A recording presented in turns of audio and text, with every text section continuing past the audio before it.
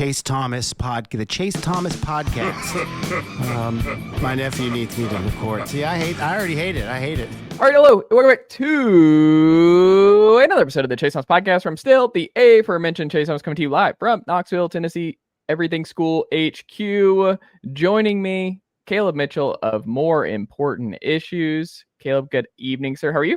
Good evening. I'm doing good. As good as you can be coming off a loss. Yeah. It's not bad. It's been a couple days. You feel pretty good. A lot of people, I mean, you have Joey Galloway putting you in the top 3 in the nation right now. You should feel pretty good. It's taken a lot of personal growth to get to this point where just 3 days removed from a loss, I can be okay. There you go. If we're being honest. Well, I'm proud of you. Thank you. I'm proud of you, Caleb.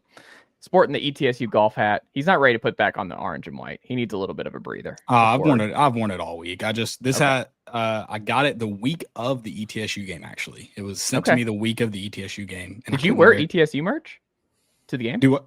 No, that's what I'm saying. I couldn't. So I just took the sticker off this evening because I was looking for a hat to wear and thought it was time. Well, Caleb, you don't want to have Tennessee play West Virginia here in Charlotte because Alex Sarkis, amen, he's going to have some problems. What a great segue, because it would have been an absolutely horrible week had West Virginia, and it looked like they were going to lose that game. And man, did Rich Rod do his thing and pull it off? And I mean, the Steelers lost, Tennessee lost, but the Mounties pulled it out. So that's all I care about. Listen, I only hate West Virginia when we play them. I actually started on our podcast Sunday night, Alex. I started an Eat Shit Pitt chant. Thank you very much. It's one of my favorites in all of college football. It is, and I'm sure you've heard the Sweet Caroline rendition. That's what I sang. Yeah, it's fantastic. Yeah. So yeah, it was almost a disastrous weekend, but thank you, Mountaineers. What did you call Mounties? Is that a nickname? Do they do it's Mounties? Unofficial. No, it's me and my dad. I don't know if it's a more like nationwide thing, but me and my dad have just always called them the Mounties. I don't know. No Nears. We call them, it's normally ears. It's not nears, it's ears. Okay. That's like the more well-known nickname, but I like calling them the Mounties better. I don't hate Mounties. I just had never heard it before. I was like, they're Canadian. Yeah, it's interesting. Ooh. I don't know if I've ever heard anyone else outside me and my dad say it either, but yeah. Hey, get it going, man.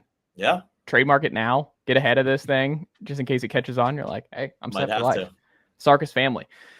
Planting their flag on the Mountie name. Well, before Alex has to deal with the house divided with West Virginia, Tennessee, and Charlotte sooner rather than later, we are going to talk some Tennessee football from this weekend. Obviously, Caleb doesn't want to do it, but I guess I'll ask you this because Alex, you're in the press box. You're this wasn't, I imagine, an experience for you, but Caleb, what was your personal experience with the security and everything else that everybody's talking about? Were you affected or no?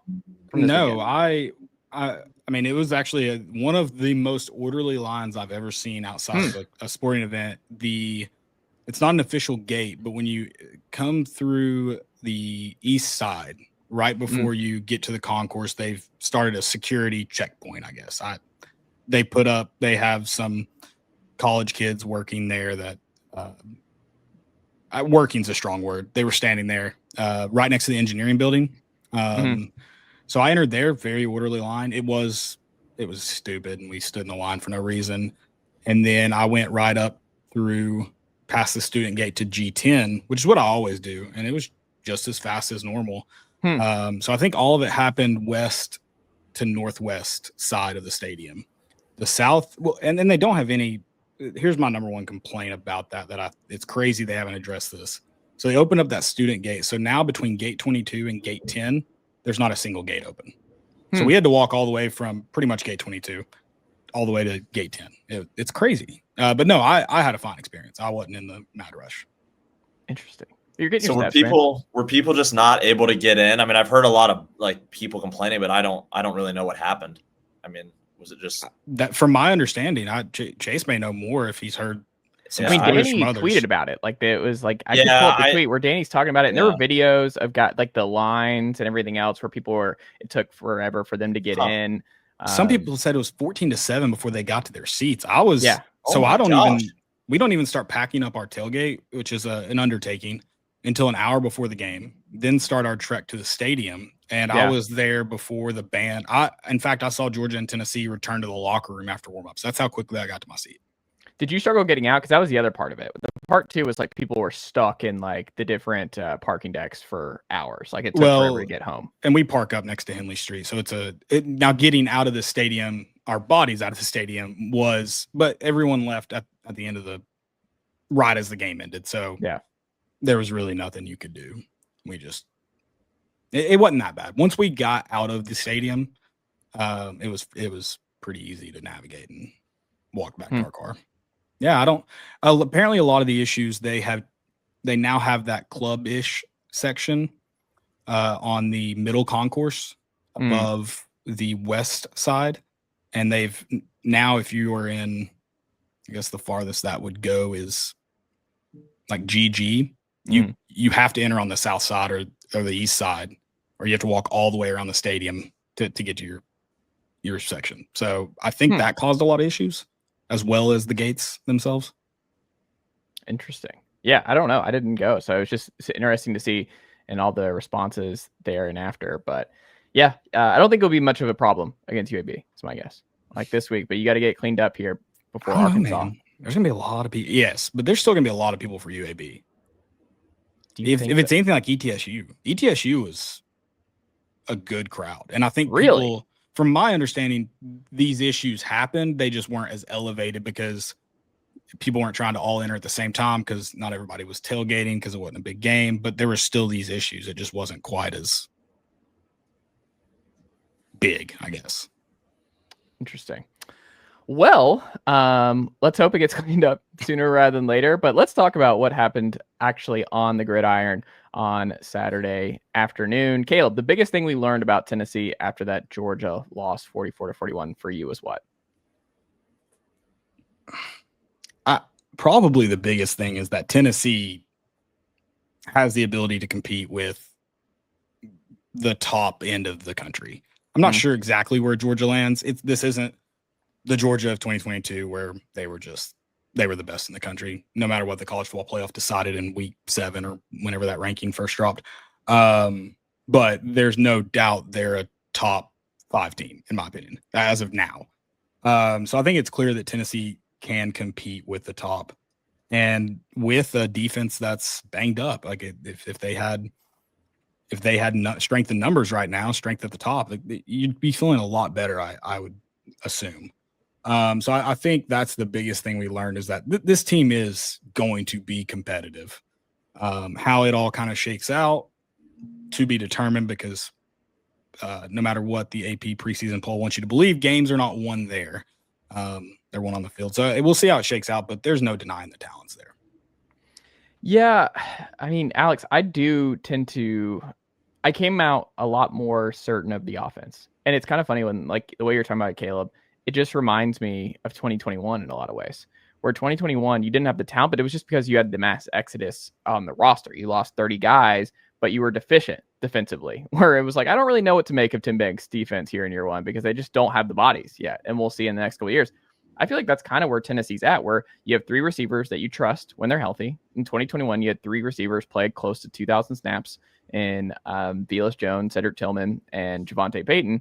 This year, I feel really good if Chris Brazzell, Mike Matthews, and Braylon Staley play close to 2,000 snaps. I know the passing game is going to be top 10 in the country, but I also just don't think they have the bodies defensively not to win a lot of shootouts this year. Like, I just think this defense, you're not getting everybody back. Like, that's part of the deal. It's like, and some other guys might get banged up. Like, just because you get some guys back, some other guys might get banged up. So I just think they're just limited in terms of their bodies and how many underclassmen they're having to play on defense. Like, I don't think the defense is going to have this switch flipped where it's going to be a lot like what we saw last year, but it might not matter as much if this offense has this much staying power, especially through the air. But what do you think? You just can't allow 200 yards on the ground, like you said, with that defense and with those bodies. I mean, the game looks different if you don't allow 200 yards on the ground, and you know, you're missing some big pieces in there. You're missing Jackson Moy, and I think that's a guy that obviously you're going to have back here in these next few days or next few weeks. But yeah, that can't happen. But I agree with what you two said. I think the receivers are a big point in this, and the play of the offense gave me confidence that they can go and win a game at Alabama. And I didn't think I would be saying that this week in the season. Mm-hmm. And I said a few weeks ago, I thought they were going to get boat raced by Georgia. And obviously, you look at the game that happened, and I think they can go win that game in Alabama now and, maybe buy that one back that they should have had this weekend. So it's going to be interesting. But I think it's an overall positive from where my bar was coming into this year and this week, really. Yeah, and I do want to throw in, I guess, a negative too, because I think it was mostly like you pull a lot of positives from that game. You have to do everything you possibly can, both in the high school ranks and in the portal, to go and recruit safeties that can play at this level. That was your linebackers didn't play well. You all mentioned the run game. Your safeties flat out cost you that game. I'm not going to throw names out, but go watch their screen, that 37-yard screen on 3rd and 6, 3rd and 7 touchdown. And that was kind of the name of the game. And I think that's probably why would you throw those guys in help coverage when they probably weren't going to do it anyways, which I don't necessarily agree with. I still would have put someone over top on that 4th down, but it took a quarterback's best performance against a true freshman. I mean, that was a phenomenal throw, and that's the only throw that was going to beat him. So it sucks, but you just kind of got to tip your cap to that guy when he makes that pass. I was thinking about this and I know people are going to be like, you're going really negative here, but I do think I was thinking about like the position groups on defense where I think it's better than a year ago. I think there's only one unit that I actually think is better than last year, and it's strong side defensive end. Like, I think Tyree West flashed a lot in that Georgia game. I think Tyree Weathersby is a good player to have in that rotation. Dominic Bailey can slide inside out.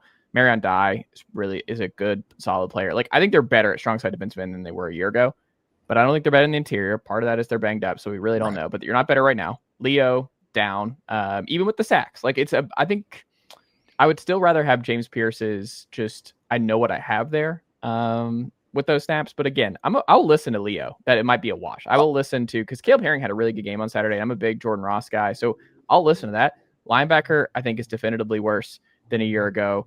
I think corner, obviously worse. Part of that's banged up. Star, you're worse than a year ago. Safety, definitely worse than a year ago. So it's kind of crazy to think about. Like, if this offense didn't reinvent itself the way it has this year, this could be really ugly. If this offense looked anywhere close to what it was last year with where you're at defensively, Tennessee is like a 6-6, 7-5 team. We looked like we looked like last year's offense for 28 minutes that football game, and we saw how that unfolded.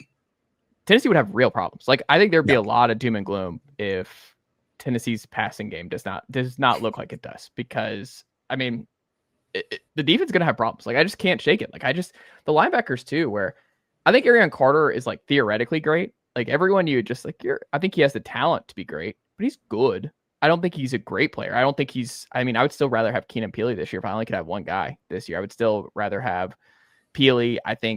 Jeremy Banks, very volatile, but I'd still rather have Jeremy Banks or maybe even Aaron Beasley Arion Carter to this point. I would put Aaron Beasley there. Keenan Peely's tough because of injury. But I like what I saw before he got injured. Like, Keenan Peely, I don't know, but Arion Carter can still get there. He's just not there yet. And I think when you see that rotation, T-Lander and Bolton and no, I haven't seen Burns at all. Spillman has the most talent in that room, I think, and probably the best bet for stardom there. But linebacker is not talked about as much, but everyone's looking at the safeties. I'm like, linebacker's not great either. I didn't come away from Saturday being like, Tennessee's set at linebacker. I think they're going to have problems there all year too.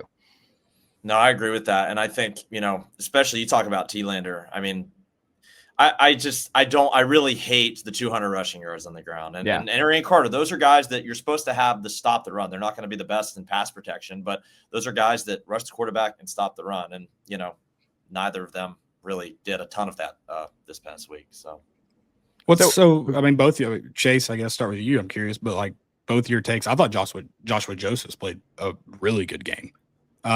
The one play that stands out to me, I can't remember when it was. He sealed the edge on. There was a play that the tackle did a phenomenal job, and he forced him back inside. And no gain, maybe a yard or two. The way that's another thing. The Georgia's running backs did not allow negative plays to happen in that game. Like, they fought for.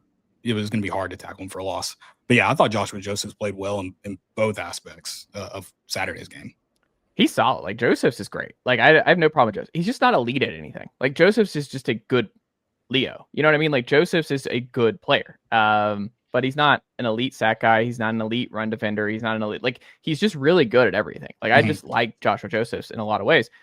Jordan Ross, like, whipped a Georgia right tackle multiple times in a row. I don't know if y'all remember that sequence in the second half where he just like they had no answer. Like they put that right tackle on an island. Like Jordan Ross, I think is gonna be an absolute. He's the next James Pierce. Like Jordan Ross has it, but I think Caleb Herring had his best game as a Vol on Saturday, and I think they lined him up in a lot of different spots. And he kind of, I think he's the new Josephs, where I don't think he's gonna be elite at one thing, but I think he's just gonna be in that rotation and just you're able to use him in different ways. But it's kind of the whole difference with Pierce and Josephs, completely different players at Leo, but both valuable in their own ways. But yeah, I mean, Herring needed to have that game against Georgia. And I think Josephs was good, but I think it was, to me, what stood out was the big three, which was, I think all three showed well in that game. I think you're right. Like it was I mean, he had flashes, but for the most part, it was just a solid game. Like he was just a constant.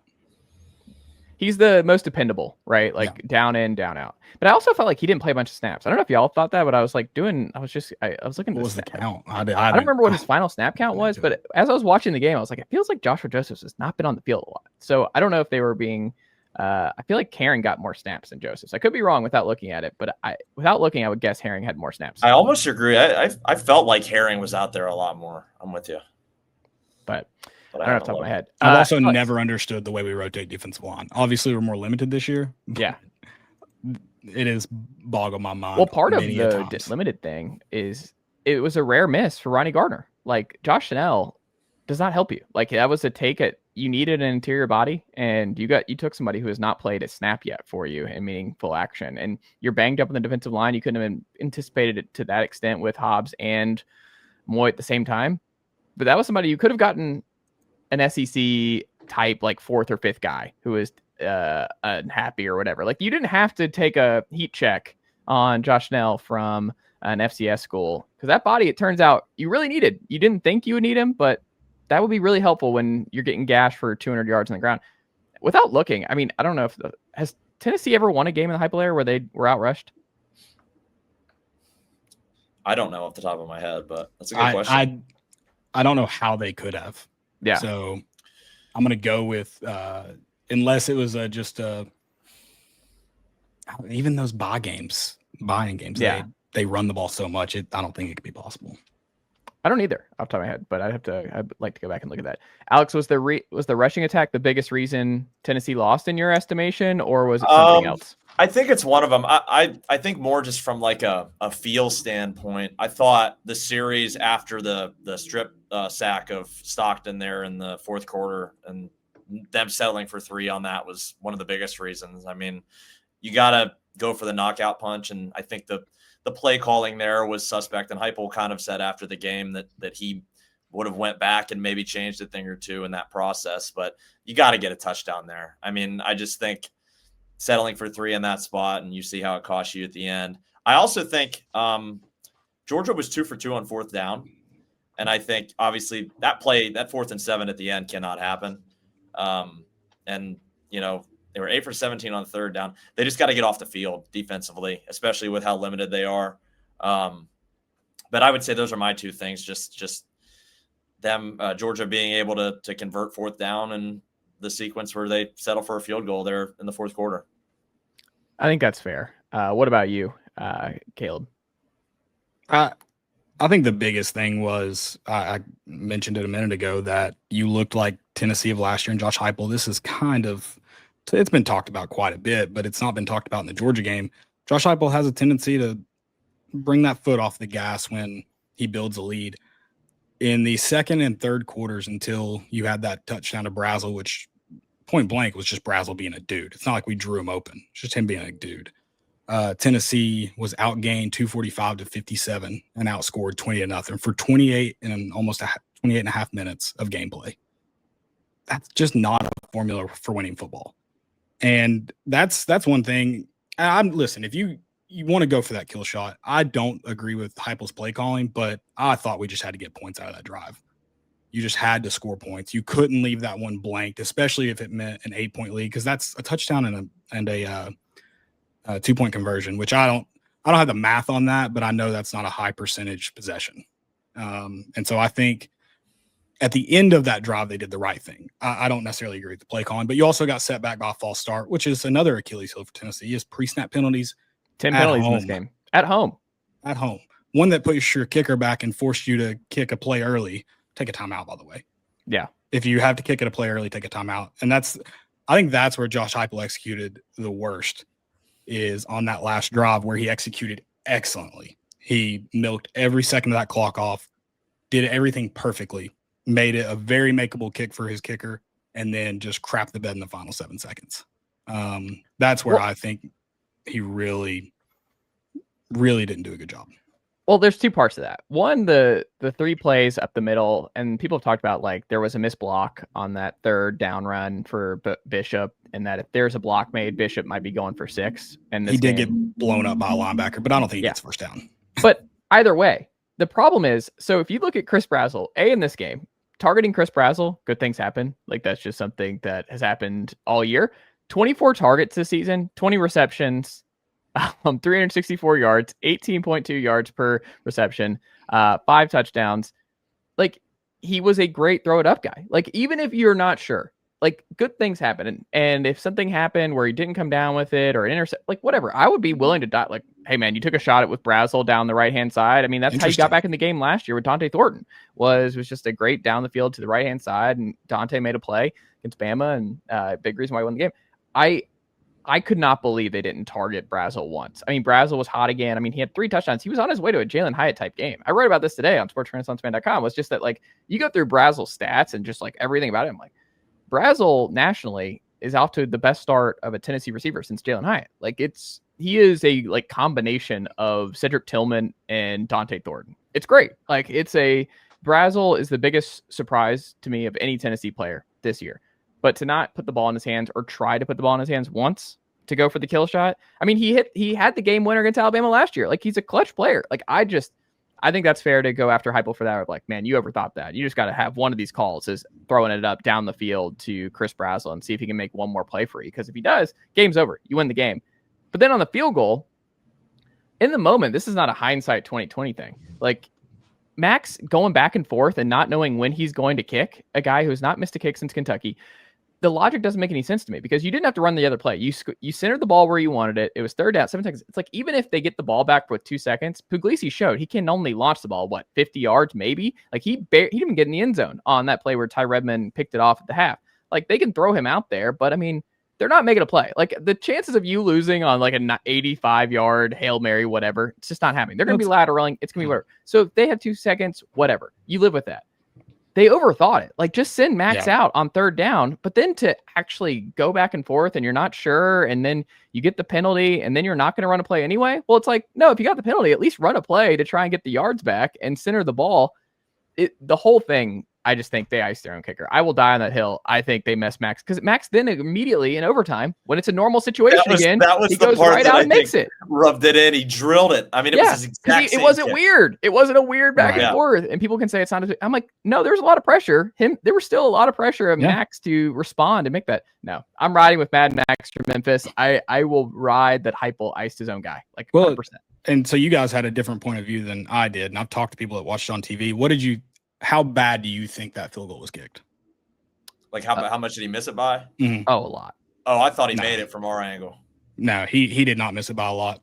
He pushed it off his foot. It was a miss, but no, I mean, it's one of those. I was like, it's gonna have to knuckle the wrong way for a right footer, but if it knuckles, you have. But it was at that angle because of the penalty. Like, you were in a better spot, and it was longer because of the penalty. But I mean, like, I heard people calling it a shank. Even like, I think there was an ESPN. I think there was an ESPN guy that was just, he misses this awful, it's a terrible kick. I was like, nah, he pushed it. No, I mean, there was a shank, and we beat Alabama with the shank. Like, Chase McGrath shanked the crap out of that ball, and it still made it over the uprights, which is all that matters. But that was more of like No, he just pushed it a little wide. There were people behind the field goal, which is, I mean, I know I had a good vantage point. There were people behind the field goal. I don't know if they were the smartest people in the world, but they thought it went in. A lot of people thought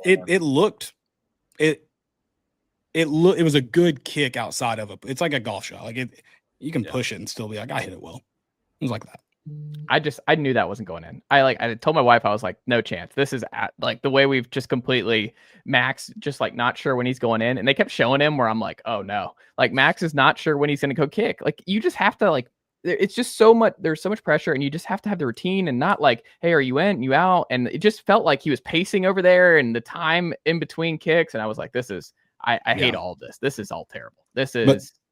Right. Going back to that other drive though, I wouldn't have thrown it downfield because Kirby Smart's defenders play with we talked about that. Rick they were getting cooked all game. KJ Bolden had no answers. Yeah, for but Chris if they decide to tackle the guy there and we get a Kirby Smart non-call and it's an interception, we're going to be livid at the refs. But we're also going to be game.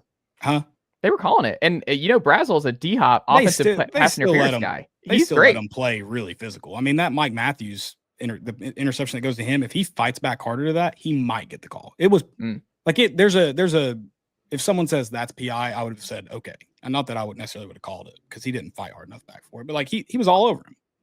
He let it go. I mean, I'm not saying you, Chase, but fans riot if he throws a deep ball interception there up 5. Fans riot. Yes. To Brazzell in the game he had at that point? Yeah. I mean, I think they should have ran our screen game for the first time in the Heupel era has been phenomenal. And then you're getting one-on-one situations based on the box. I don't know why you don't try to throw a screen there. Yeah. You just can't run it 3 times. That's my thing is don't run it 3 times. Yeah. No, I agree with that. I think we crapped the game earlier. And I think he did what he needed to do to win at that point. And proof is that we had a chance to win it at the buzzer. Caleb, which play, moment, or call still annoys you the most a few days later from what we've talked about here? Annoys me? Yeah, it still annoys you the most. 2 days later. The PI call on Andre Turrentine to start their game-winning touchdown drive. That ball was over his head and behind him. There is not a planet that is a catchable football for anyone. Yeah, because Turrentine wasn't even on the targeted guy. Like he was, the play was behind him. The guy caught it out of bounds. Yeah. That's if that happens on the away sideline or the home sideline, excuse me, in that game, it doesn't get called. That was terrible. That's just football. That happens in every. He didn't like shove him down. It wasn't like egregious or anything. Like it was he played him as the ball got there. Yeah. I mean, it was past him. But that's a Kirby Smart. That's every coach working the official. You get that flag. In fact, it came out late. Well, that was weak. Like the Georgia fans who like wanted offensive pass interference. I was checking Twitter and I'm like, come on, like they never call offensive pass interference. Have you seen the slow motion? No, I'm talking about the Brazzell. Yeah, yeah. Have you seen the slow motion of that? I mean, he makes a terrible beat on the ball. Like it looks even softer in slow motion, which you 100%. Brazzell's not that guy. PIs and you're like in slow motion, you're like, whoa, that's bad. No, that one looks so soft in slow motion. Yeah, and I mean, also the catch, like for the concentration it took from Brazzell to still come down with it. Like that's a hard catch for Brazzell to even come down. Like no one's calling that ever, nor should they. You should never call offensive pass interference in that spot. Like the defensive back has to make some kind of play on the ball. Like he had no idea what was going on, where the ball was. He made no play. So it was just Brazzell made the play. Also, it's kind of like that. Does Tennessee get one if you try to sell that last one? Probably not, but it's not like we tried to sell it. He didn't try to sell it. He still tried to play the ball after. Alex, you're not going to get it. It's a good question. I would go with, man. I mean, you know what eats at me in those 2 4th down. I just think you gotta get off the field on 4th down. That's just one of my big things in this game, and that's what I wrote my story about after the game. And I just think you need, especially in a game like this against Georgia, against the team that you haven't beaten so long, you just got to get off the field. Like you're at home, you have that home field. You got to get off the field on 4th down when you're at home. How much better does your defensive day look if you do? Exactly. I mean, it really changed. I mean, I think the second one obviously is the touchdown. I think the first one was like a 13-yard run. They gashed him for 13 yards on 4th down. And I remember it was like the seas parted. And you're at home on 4th down. You got to get off the field. And that's just 2 moments in that game where, you gotta do your job. And that's my thing. I wonder too, and this we'll never know, but I mean, it was a great throw, great catch by London Humphreys from Gunner. I don't think Ty Redmond had a rough day, but I don't blame any of it on Ty. Like Ty was in a spot. He should never have played 95 snaps as a true freshman against Georgia. Like that's ridiculous. That was the first play of the game. Oh, I mean, what percentage of those snaps was in freaking cover 0, which again, safeties may not have helped anyways based on their game, but in cover 0, you're just man up playing bump and run coverage with some dudes. This is Georgia receivers. They threw it Colton 4 times. Colton gave up 1 reception for 5 yards. He's great. Like they win it tie over and over again, and Tennessee did not adjust. They were like, that's the one time I need Tim Banks to play, keep it in front of us defense, and we don't. Or slide McMurray down and let Boo play some star. Like that McMurray should have been rotating with Boo at star a whole lot more. Boo playing 28 snaps when Ty Redmond played 95 is just like, what are we doing? Like, what are we doing? That will never fly with me. And I just think they put Ty in a terrible spot. Like, I feel bad for the kid. Cause I mean, I think a lot of Vol fans still are really excited about him because he's been really strong. I mean, he's true freshman, but like confidence is a big thing for corners, man. Like it's same with receivers. I mean, part of the reason Chris Brazzell has made the leap is he's confident. Like Chris Brazzell is playing like a confident receiver. Kelsey Pope was talking about that today in his presser about the importance of confidence. You could crush Ty Redmond's confidence with that kind of game. Like playing him 95 snaps where he gave up the game winner basically, and they targeted him much. Like I hope he just forgets it. You know, like I hope Ty is able to just shake that off. But I mean, he had a brutal day. Like, I mean, it was a brutal day. And I mean, I hope he learns from it and bounces back. But like confidence matters for corners and receivers. So I don't know. I just don't agree with the rotations there. I don't really agree with a lot of the rotations. Tennessee on defense. Like I think they rotated way too much at linebacker. Well, I'm looking at because we were talking about Joshua Josephs. He played 47 snaps. What did Herring have? 27. Interesting. That's low. And I just don't understand where is this freaking.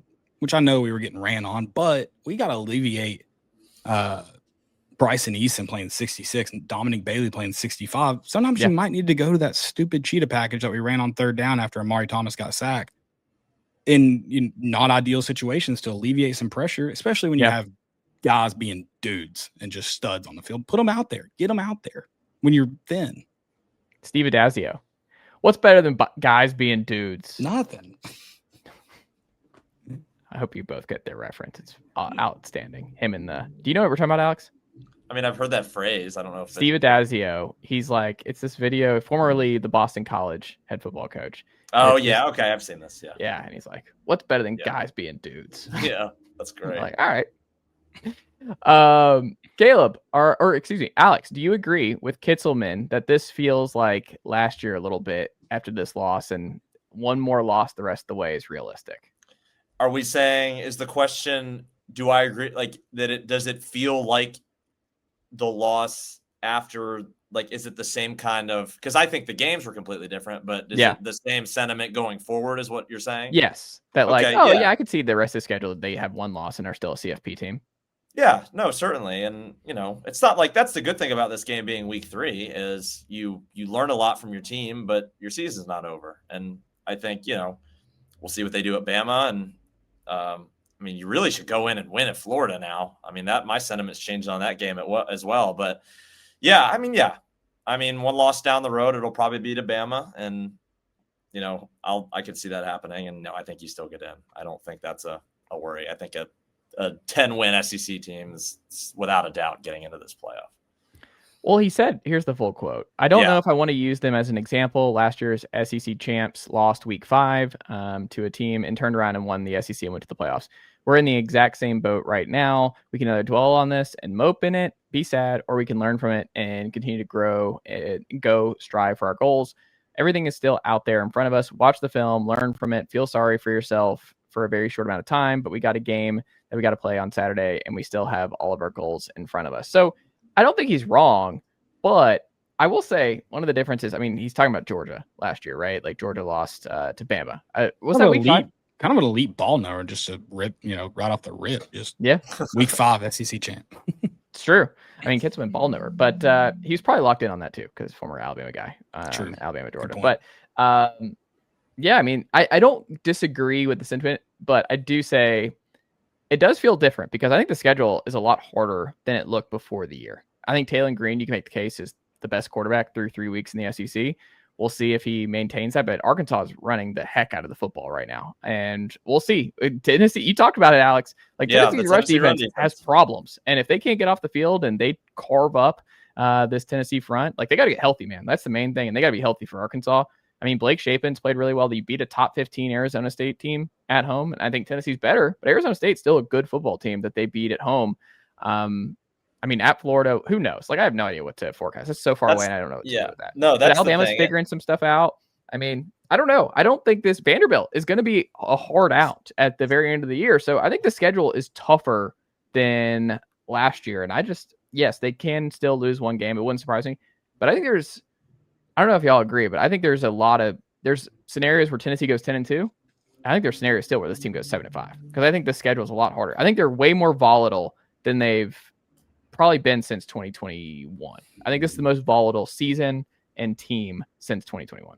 So do you think that this game this past weekend, I mean, okay, so do you think the Bama and the Florida game have they stayed where they're at in terms of just your judgment of them, or have they gotten easier? I mean, I think after both. watching, I would be surprised if they win it either. I said that before the year, and I'm still would be surprised. I picked 8-4 before the year, and I'm sticking to that. Yeah, I really think just after watching Saturday, and obviously both of these games we're discussing are on the road, but I feel a lot better, especially about Florida. But really after seeing what the offense can do in particular, I don't know. I'm more confident in those two games, I think, out of anything.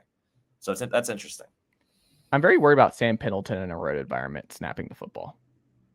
I'm just worried in general about him snapping the football. It's a big concern. Well, no one's talking about that. Pendleton's not the guy at center. And we're talking about a lot upstairs, I'll say that. Well, and he blocks great, except when he has a zero technique ahead of him. He can't block man up.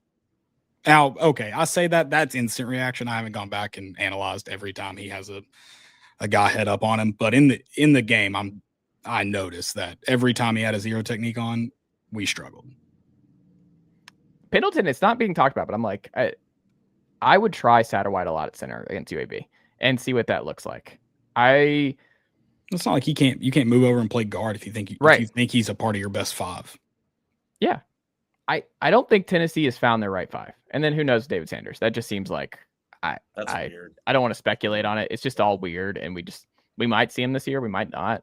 I don't know. The Sanders stuff is very bizarre, but Jesse Perry has made that more than okay. But we'll see how Jesse holds up over the course of a full SEC slate. But that's something else I've just put in my back pocket. It's like I don't feel great about our center on the road right now. Like in a very high pressure, loud environment. What does that look like? Because we've seen that before. Center problems on the road. So I don't know. I just don't think Pendleton's the long-term answer at center. And maybe he figures some stuff out and he settles in, but I don't know. I just think he's a guard. Like I think there's a reason that Notre Dame, an elite offensive line producing school, had him at guard and not center. I don't know. We'll see on that front where it goes. But Caleb, are we sure 9-3, depending on who it's against, it couldn't get you at Tennessee and the CFP? So like with where teams are headed and of like everyone just assumes you have to get a 10 to make the CFP. But because there's so much chaos right now in the SEC. Last year, people said you couldn't get in at 10. Let's be clear about that. I was like, Tennessee can get in at 10-2. Everyone thought I was an idiot. Oh, sure no. Alex said it here at the top. It's like 10-2, you're getting in. Like there's no question Tennessee's getting in at 10-2. But depending on who the wins are and what other chaos surrounds them, I wonder if we have a 9-3 SEC CFP team this year because 10-2 Indiana with their schedule versus like a 9-3 Tennessee or something, it could get very dicey. It could get very, very interesting depending on what those wins and losses ultimately look like. Because it's not, you still want to win the game against Georgia, but you showed well. Like that is a great showing for the committee and everything else where it's like, yeah, you lost, but it's more of like a neutral. Like you played Georgia basically neutral in a lot of ways. So I don't know. I don't hate the idea that 9-3 is still possible. I wouldn't say it makes you feel comfortable. Like you're for sure still going to find a way. But with that Georgia loss, the way you lost it, 9-3, depending on who else you lose to, like Oklahoma looks great. If you lost to Oklahoma and Bama, but then you crush Florida and beat Vanderbilt, I don't know. I think it would be very interesting down the stretch. What do you think? The losses, as you mentioned, have to come at the right places. The way it looks right now, it can't be to Florida. It can be to Oklahoma, for example, but it's got to be like this Georgia game where you're leaving it going, man, that's a competitive football team. Same like right now, it looks like you could lose to Arkansas, but it's got to be a very competitive football game. And then, I'll be shocked if Vanderbilt is still so much the darling when that last game rolls around. Maybe we'll see. It looks like they will probably be 5-0 headed to Tuscaloosa. So it's very possible. But yeah, they just have to come at the right places, and 9-3 is very the other teams kind of have to shake out correctly for a 9-3 team in any conference to get in. So it's kind of 10-2. You, for the most part, control your own destiny unless something crazy happens. 10-2, you're in. You control your own destiny. 9-3, you're banking on other teams helping you. But have to lose to the other play. They have to be other playoff teams or other bubble teams that maybe just have a worse loss than you or something. It can't be to people barely in the top 25, outside the top 25, still in the top 25 because AP picked them at the beginning of the year and refuses to drop them even after barely scoring against Virginia Tech. So the AP poll is bad. And Notre Dame's also still ranked. They haven't won a game. I will go to bat. Can I give you my fix for the AP poll? Yeah. I'm going to let them hang on to their preseason rankings to make them feel valuable. You get to do your preseason rankings, but we do not do a quote unquote week 1 ranking until week 4. I would you're still going to see some people hang on to those preconceived notions. Yeah. But for the most part, I think you'll get a better, in my perfect world, we don't rank a single team until week 4. But I know these holier than thou capital J journalists would not let that happen. I don't know what I would do is I would just have, because you have beat writers voting on this who don't watch everybody else. So it's like, right, but you try and take away that vote, Chase, and you see what happens. I mean, I would take it away. I'd be like, yeah, it doesn't make sense to begin with. It's not realistic. Everyone can't watch all these games. So you're having people vote on games that they haven't watched and teams they haven't watched. So it's a very silly process. Same with coaches. Coaches aren't watching all these other teams. They just look at the AP poll. Yeah. So it's and just then they go, silly. Well, I think that team's better than that team, so we're going to move them one spot. Yeah, or I played that coach before, and I respect, it's just, all right, yeah, I would just have, Staples, Pate, and, let's just all agree on, 5 guys and girls who we know watch all the games, Let's just get Nicole Auerbach, Josh Pate, Andy Staples, and, I don't know, a couple more, and they handle the voting week over week. Does Kirk still get to vote in that, or does he only get the college football playoff influence? Where does he stand? Herb Street? No, he doesn't. He's out. There's no way. He just gets to tell ESPN who to put in the college football playoff. That's where he stands. Okay. Did you guys watch Josh Pate from last night about the AP poll? It was great. Yeah. No. He was just slamming it. I mean, it is unbelievable. And to hear him talk about it too, it's crazy. Yeah. If Vanderbilt gets a win over a top 15 team that probably doesn't, they may beat that Virginia Tech team because they're terrible without that special teams touchdown, but it looks even worse if you remove that punt return for a touchdown. And they float on these preconceived notions about Lenore Sellers, who they may or may not have going forward, and preconceived notions on South Carolina. They just get to live on that. They get to live on someone going, I think they're good. It is pretty incredible. Alex, guy you're most excited to get back against Mississippi State is who? Jackson Moy. I just think, and we've talked about the run defense, and last year, if you remember, Mississippi State ran the ball well against Tennessee in Neyland Stadium. And I mean, you're going to need that on the road in a good atmosphere. So no, I think defensive line, they're going to need, I think Jackson Moy's the key, and just to bolster that group a little bit more. So I think that's my pick for Mississippi State. Caleb, you only can get one back of these two. So you either get a combo this year of Moy and Hobbs the rest of the way, or Jermod back the rest of the way. You only get one. Who would you take? The combo or just Jermod? That's a really good. That's a really, really good scenario there because, and it's guaranteed you get them both the rest of the year. I think I have to take Jermod back because you may be able to get some relief at safety in addition to getting Jermod outside. I wish we didn't see the showing we saw from our secondary on Saturday. Because it would have been easy. You take Moy and Hobbs. I still think that might be the right answer. I still think I'm probably wrong about this. That game is drastically different if you insert one guy that's out of Moy, Hobbs, Jermod, or Ricky Gibson. If you insert one of those, that game's different in my opinion. I'll always wonder if Gunnar tries Dramad, if that's Dramad on London Humphreys. It's a bucket, but I just don't know if he throws at Dramad there. No. I agree. I don't think he does. Like, well, that's another thing. But it's the whole thing. I just don't know if Gunnar launches that with Dramad on him. I don't think he does. And I can't remember who it was 2 plays earlier. They tried. I don't know what route it was. I'm going to go with it was just a vertical. And he throws it at either Colton Hood or Todd Redmond. And it hits him in the back and they never get turned around. Dramad picks that off and takes it to the house. Yeah. Final thing here. Caleb, do you agree Joey Galloway's assessment that Tennessee is the number 3 team in the country right now? It's week 3. I don't rank till week 4. You're adamant about week 4, man. You're a week 4 guy. Aren't we starting to learn, Caleb? Aren't we starting to learn a lot about teams, that things you didn't know in week 2 or probably even in week 3? Like, we know so much more about the landscape of college football than we did now, because to Alex's point, I would have said Notre Dame's still a top team, and Texas 8-4, you can't go lose to them. But I would have said they were still a top team after that Miami loss. Now we're learning a lot more. Texas, you're like, we ranked them preseason number 1. I mean, I don't think they're a top 10 team. I think you just learned so much. Like the college football playoff does it right by not ranking until what week is it? I always get is week 6? I don't know what it is either, but I agree. I love that how they wait. Yeah. And it's a better strategy. And I think we shouldn't rank teams until that college football playoff poll comes out. I like that too. I'm okay with that.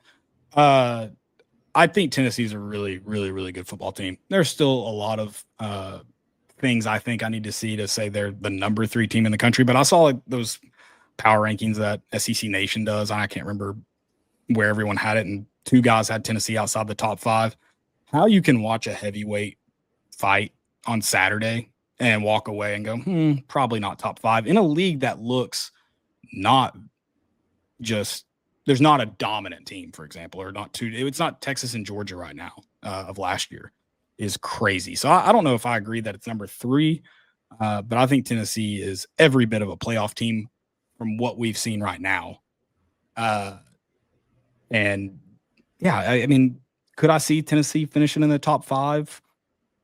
You got to go win at Alabama and Florida, 2 places that haven't happened in a long time. But what does history really mean, you know? I feel a lot better about Florida than I do Bama still. Like, here's Bama, my question. Yeah. Who is Florida's interim coach? How much hype does he get? And do they save it for when Tennessee comes to town to insert him and you get that interim win? Because that's what I would do if I'm Florida. I think Napier's going to make it through the year, and then they reassess in the offseason. I'm going to start calling them broke then. They can't scrounge up the money. I think they want to keep these. I think that's why it's so bizarre to me that UCLA and Virginia Tech especially didn't wait till week 4 where they couldn't redshirt. Like, now you have a bunch of guys who can burn their use their redshirt because you didn't make it to week 4 in the season. So a lot of guys can just shut it down here. And then you obviously have that 30-day portal window. Florida's got a whole heck of a lot of talent. Like, Florida, you want to keep DJ Lagway around for the next coach. You want to keep Dallas Wilson and all these guys. My gut is, I think Florida, even if you think he's gone, or Hugh Freeze, you think Hugh's gone, you want to keep Cam Coleman for that next stab. You want to, because there's one window now, right? Like a 10-day window going into January. I think you want to keep your current head coach, even if you're thinking about firing him. I think you keep him for as long as you possibly can, so that you can have your ducks in a row and have those guys on your roster for as long as possible, and then have as little amount of time to kind of change gears, you know? Like, I think you kind of have to be really careful, because if you fire the coach and you have that gives months of tampering opportunities there if you go down that way. And I don't think UCLA wants a football program, so I think they've taken their first step towards that. Oh, I wish we could all admit that, let's bring the Pac-12 still around. Let's just send them back. Let's send Stanford back. Let's send Cal back. And we realize we made some mistakes here, and right some wrongs. Let's just do that. Because UCLA, they weren't cut out for Big Ten football. It's fine, but let's bring it back. We need the 5, P5 for a reason. Bring back the Pac-12, and admits we made some mistakes here. But what do you think, Alex, as we put a bow on it? Do you think they're the number 3 team in the country because he said, quote, my mindset is I've seen those 5 teams play somebody, and his top 5 is Ohio State, Georgia, Tennessee, Miami, and Texas A&M. And he said, now I've got something to go off of. I don't hate it. I mean, I think it's a better top 5 than the 8 people. I think, and sure. I appreciate Joey Galloway being honest about it. It's like, I just think these are based on I don't hate that 5. Like, if you told me that's the top 5 in the country right now, I don't hate that. Yeah, I mean, I wouldn't say that I despise the take. I don't think they're the 3rd best team in the country. But I think you could make a case for top 10. I mean, yeah. I think, obviously you have your Ohio States, your Miamis. Obviously Texas A&M's win is that was ginormous for me. Yeah. I mean, just from a standpoint. I mean, I don't know. I wouldn't say they're 3rd, but you can make a case for it. I think what Miami's been doing has been really eye-opening, and it's just I could see it down the line where they're maybe more in the conversation. Say they go win at Bama, then we can start talking. But I don't know. With one loss at home, I don't know if I can say that they're they're the 3rd best team. Yeah, I think it's just going to be. I think this is a volatile team where I think some weekends they're going to look like a top 3 team, and I think some weekends we're going to be like, "Oh, we have some work to do." Do you think Mississippi State could be one of those weekends? I felt a lot worse when I thought it was going to be a night game. 4:05, I feel a lot better. Afternoon cowbell, it makes me feel a lot better than night cowbell. It is, yeah. I think it lessens the effect of the whiteout too. 100%. It's like South Carolina. Like I would have predicted Tennessee to beat South Carolina at noon and 3:30 every day of the week. You're probably right. Tennessee going to South Carolina at 7:30. I don't feel good about that one at all. So it just depends. It's funny how timelines work. But like Florida, like I hope that's a noon game in late November. I hope that that's not a night game in the swamp. I really, really hope that they can avoid that. I think we'll have the crowd on our side though. So I don't know. Not like Tennessee fans. I think it'll be a situation where you're talking about them just ready to boo Napier out of there. If Napier's still there, checked out. I think you still want to beat Tennessee though. You could fire Napier and still beat Tennessee because that makes it even funnier. It's like, hey, and then you can still get blasted by Florida State the next week, and who knows? I've seen Tennessee fans boo Butch Jones at every chance they got, no matter who we were playing. Caleb Mitchell, what can the good folks check out from you and the team over at More Important Issues? Y'all had Joey Kent on this past week at Dick's House of Sporting Goods and all that stuff. But what else you got cooking this week? Just real quick on the Joey Kent, the nicest human being I've ever met. They say not to meet your heroes, kids. Yeah. They don't mean that about Joey Kent. I wore number 11 growing up because of Joey Kent. He is one of my favorite. Well, in a kind of a roundabout way, if we're just being honest about it, my brother wore number 11 because of Joey Kent, and then I continued that. But I love watching Joey Kent. I've probably seen the 1998 season 1997 season recap on VHS 1,000 times. Just an awesome experience watching Joey Kent play football, and then just a salt of the earth. Great dude. So go check that out. It was a ton of fun being at Dick's House of Sport. Is it Dick's House of Sporting Goods? Am I just learning that? No, it's House of Sport. Okay. Oh, I was like, man, isn't it Dick's Sporting Goods store though? Thing live 8 times if that's the case. My bad. I thought it, but isn't it Dick's? Okay, but see, it's Dick's Sporting Goods. So I just assumed it was Dick's House of Sporting Goods. Oh, is that what you called it? I thought you called it the right thing. Yeah, maybe not. I'm confused now. I thought you just said it's House of Sport. And you said okay, so there's Dick's House of Sport, but then it's different, I guess, than Dick's Sporting Goods. It's larger. Okay, yeah. Interesting. It is awesome. It is. It's nice in there. Never. Yeah, go check that out. That was a fun interview. And then we're on Fan Run Thursday night. We will be back Sunday for a UAB recap. Probably, hopefully more ready to go after that one. And that Georgia one was a little sad. Those Thursdays that are, and it was, I wasn't mad. I know a lot of fans were mad. I wasn't mad. I was frustrated. Tennessee, after a loss like that, have generally speaking under Heupel blasted small competition after that. I think Tennessee's going to destroy. Yeah. I mean, you mentioned the annoyed, and you asked me one play, which was really smart because I've got a bunch lined up. I was very annoyed after that, but yeah, not mad. That wasn't the right word. You should have seen me walking in. It was like, like a hobo's got a stick. I went and looked at the ring camera footage. I was like, I wonder what I'll look like coming in. And I'm just like moping. I'm like moping in, and like my face it was so hot Saturday. I'm just dying.